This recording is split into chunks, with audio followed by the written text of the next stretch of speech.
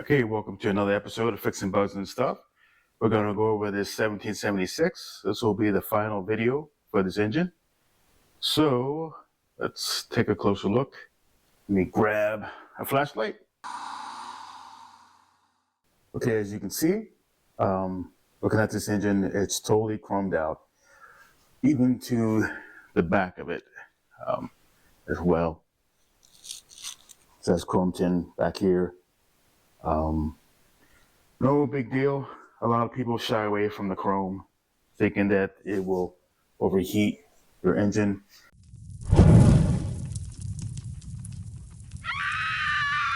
Chrome does store heat more than just your standard steel. It can do that, but it has to be at extreme temperatures. So it's kind of irrelevant. What people talk about, don't use the chrome, that's irrelevant. So definitely use the chrome if you can, if you want to. I never had an issue with it of things overheating. And this particular engine, when we ran it, it didn't overheat at all. Actually, I had a hard time getting it up to temperature.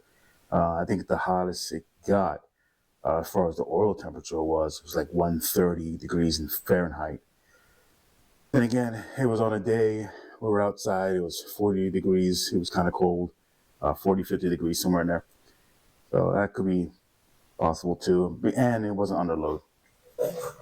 So let's get a closer look. A lot of components here, I would say majority of the components for this engine was from CB Performance.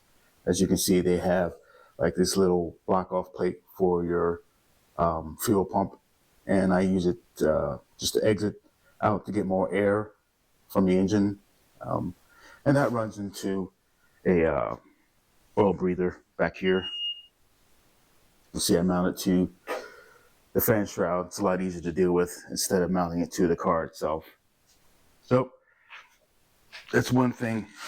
You can try to put it straight on here and come out with it, but I don't like it going up and then kinking and coming back down. So I put a 90 on it, and then I had to grind a little bit here off this side so we can adjust this distributor. I believe this is set up at 7 degrees before top dead center. Actually, you should run it at a higher RPM. That way you can adjust it to like 30, 32 degrees. You guys know all about that. Let's see what else on here. Of course, these have the covers on. One suggestion, when you start, when you have this in the car and you go to pull the covers off just to clean them, be sure you take all the hardware off first and set the hardware off to the side somewhere or put it in a dish. Don't try to manhandle it with all the hardware on top of here, then pull this off, because then all this hardware is going to fall right down into your car. No! That's happened many times to many people. So that's just a tip. Just when you remove this cover on the top, just make sure you take all the hardware and set it off to the side, away from the engine. That's one thing. Let's see what else. This has all stainless steel hardware. I decided to go with not your traditional slotted. These are pretty nice. They take an Allen key, but they're stainless, so they won't rust at all when you go to remove this tin for any particular reason at any time. If you want to, you can always put some kind of grease on the threads, so they definitely won't rust. Let's see what else. This is from CSP, I believe. I'm sorry, not CSP, it's MST. My fault, MST. It's pretty nice. I like the way this is all machined out. It's kind of billet. They make this out of one big block and then machine this features in. It runs pretty smooth. One thing you have to look out for, some of your old pulleys that you have in your Volkswagen, they get corroded and they produce rust. And what will happen is, as this is running, this will start to eat away at your belt, and your belt will get thinner and thinner and thinner, and next thing you know, it's gone. So you gotta definitely make sure that if you're gonna use an old stock pulley from either from the crankshaft or to the generator, make sure it's totally clean, nice and smooth in here in the grooves, and it will make your belt last a lot longer, much longer. That's another tip. I do like this whole setup that CP Performance has. That way you can put the coil here. It's out of the way. It actually clears. If this is in the center here, this will actually clear the accelerator cable in here, which is nice. Instead of having it up here, a lot of times you attach it here and it just doesn't look very nice. But down there, it's out of the way, so it's really nice. Take all this stuff off before you install it into the engine itself. It does have an MP exhaust. You can see that.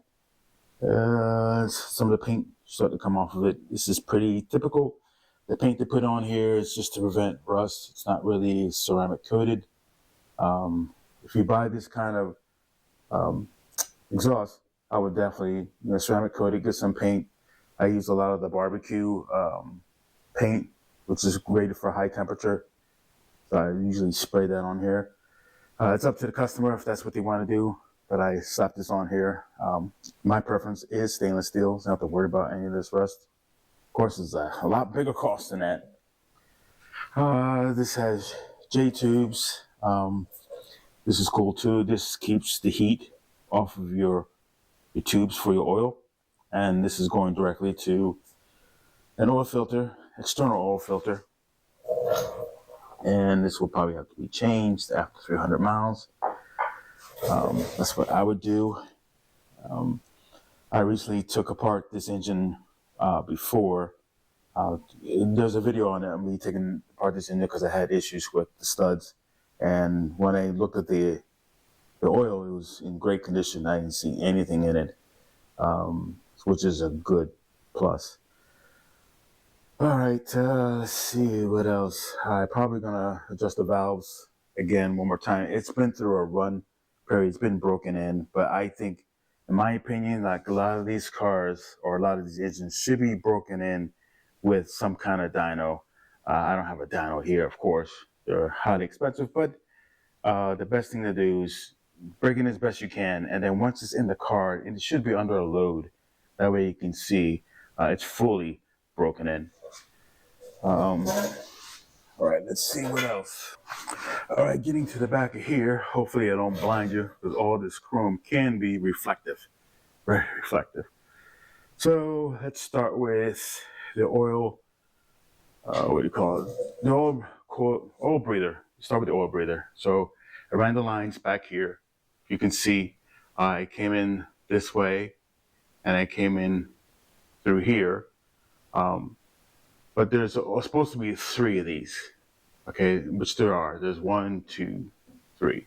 I ended up just using 2 of these, and 2 of these you saw from the front. I'll show you. They're coming from this guy, and it's coming from this guy right here.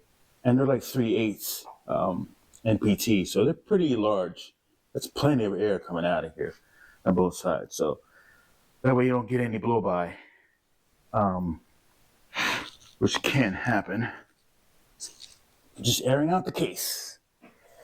All right, so back here, you notice that these are turned inward. Usually you have the adjustments out here, but these are different, and it all depends upon the actual intake here, how they're manufactured and how they're done. So this is a lot easier to get to once it's in the car instead of back here. If you have adjustments back here, you're going to have a window on the side of your firewall, so that way you can get to the adjustments. But in this case, it's in here.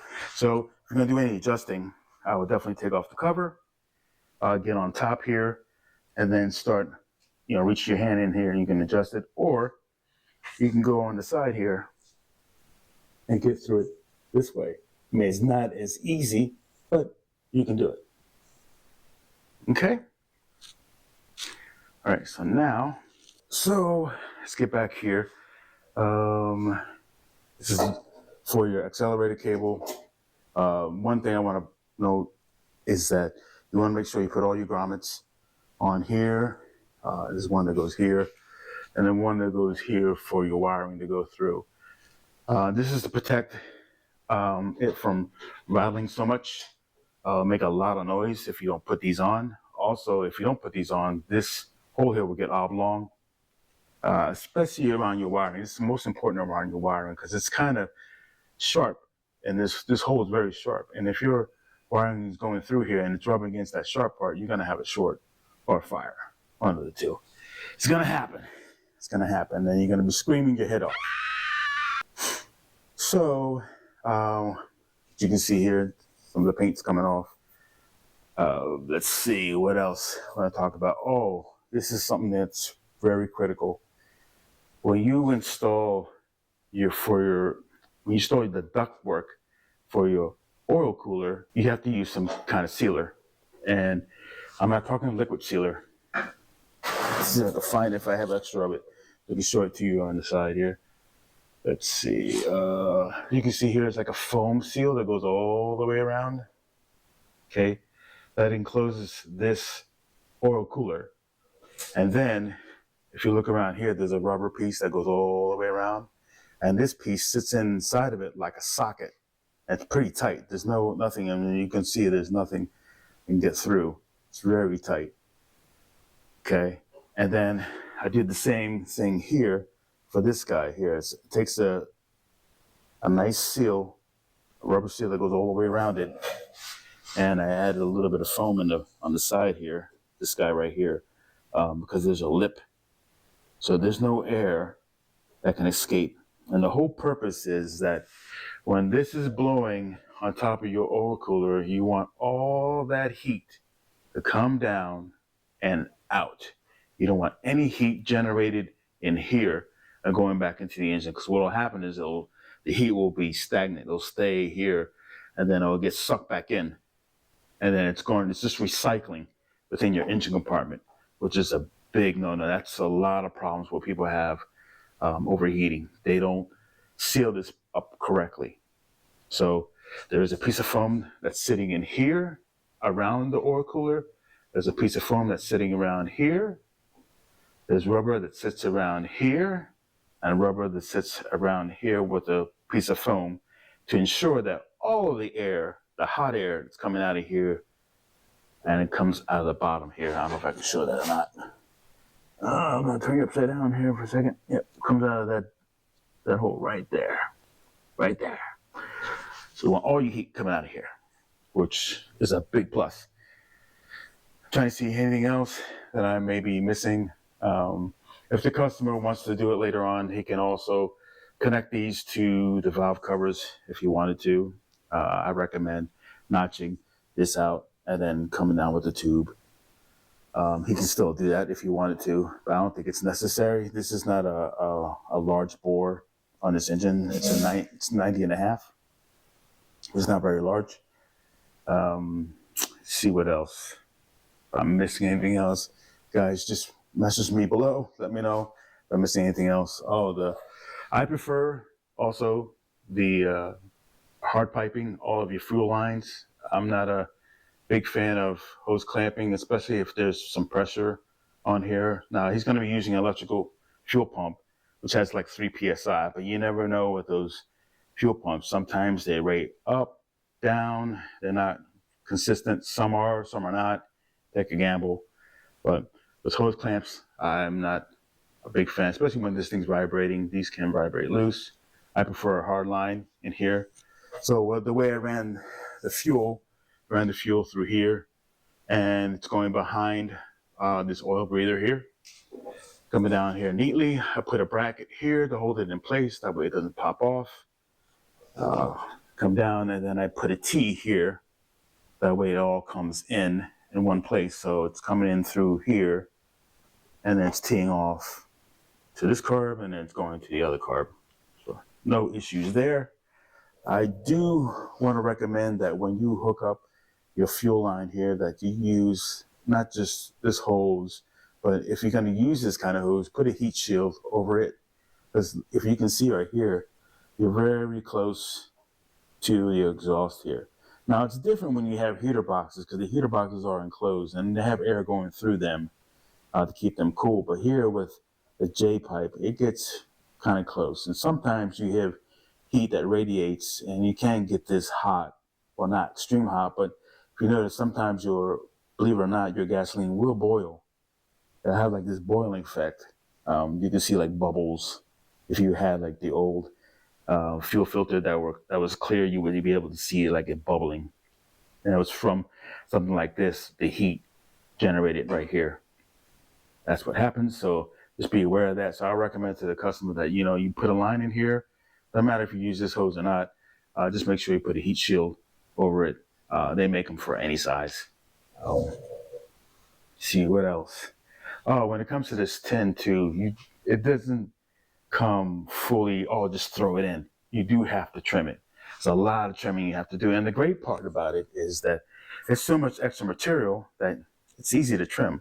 You just trim it and fit it right in. And it takes a little bit of time, but it comes out to be a great product. You can see here, it's already in there. It's looking pretty good. Other than that, we're in good shape. Let me see if I'm missing anything. That I know of. One last thing. I don't know if I can show it or not. I don't know if you can see it. No, I can't show it. All right, so one last thing is that the seal kit that comes with this is pretty decent. The only issue I have is the oil plate that's on the bottom of this. The seal kit, the gasket that comes with the seal kit, it's not the greatest. However, I do use it because the oil needs to be changed frequently. And for the next oil change that the customer is going to use, I provided a better gasket. But these gaskets are much thicker. They are L-ring. You can see it. A lot better quality. I do like, there's another type. It's like bluish. It's actually Felpro. These work out really good. They come with the washers and everything else. So these are just as good as the L-ring. So that's just another option. Trying to see anything else. Let me turn off this light. Get annoying. So that's basically it. Next thing, this will go into a car, hopefully the customer's car, or just talk about putting it into another customer's car and running it and see how well it does. Again, this is a 69.5 crank shaft that's inside of it. So it comes up to like 1780 or 90 cc. And it runs pretty strong. Actually, here's a video of me starting it.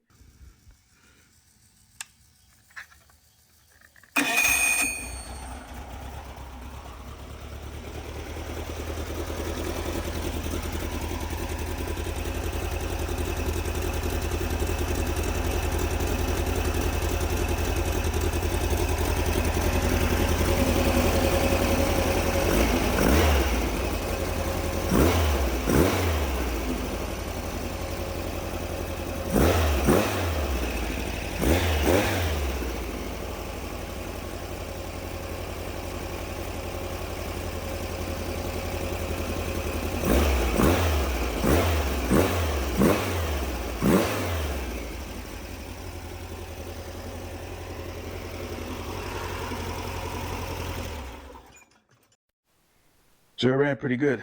I like it. So this has been sitting for a little bit since that video. It's been sitting like maybe two weeks. And I think I'm going to start it again once the weather gets warmer. I'll do another video on that one. That way you guys can see how it's running. I just like to run these engines. I don't like to let them sit for a while. I like to just get them done, get them ready, put them in the customer's car and just go. So that's what I like to do. So anyway, if you guys have any questions, please leave comments below. That'll be great. Please subscribe, comment, and thank you for watching.